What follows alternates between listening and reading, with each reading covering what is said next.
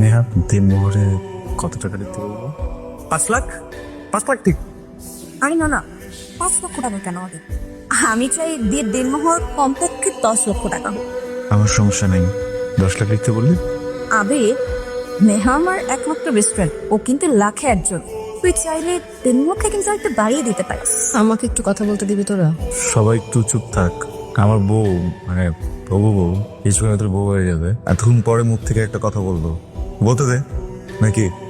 আমি চাই আমাদের বিয়ের দেনমোহর হোক 2,000 টাকা। মানে কি 2,000 টাকা? মানে দেখ, ও আমার বেস্ট ফ্রেন্ড, কিন্তু তুইও আমার ফ্রেন্ড। হ্যাঁ, তুই পাগলের মতো কথা বলতেছিস কেন? 2,000 টাকা মানে দেনমোহর 2,000 টাকা হয় নাকি? 2,000 টাকা টাকা হইলো? হ্যাঁ তো, ও তো ঠিকই বলেছে, 2,000 টাকা। এসব তুই কি বলছিস? নেহা, আমি কি কোনো ভুল করছি? কেন এইটা বলতেছো? আমি তোমার ভালোবাসার মানুষ, কিন্তু আমি আমি তো মানতে পারছি না। মেনে নিতেই হবে। দেখো, আমি জানি তোমার চাকরি হয়েছে, কিন্তু তুমি তখনও জয়েন করোনি। আর আমি জানি তুমি আমার কখনো ছেড়ে যাবে না।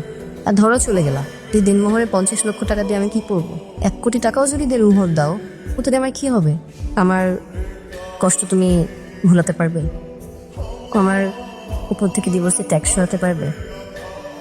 টাকা দিতে পারলে না, সংসার করতে হলো, তখন কি সুখের সংসার হবে?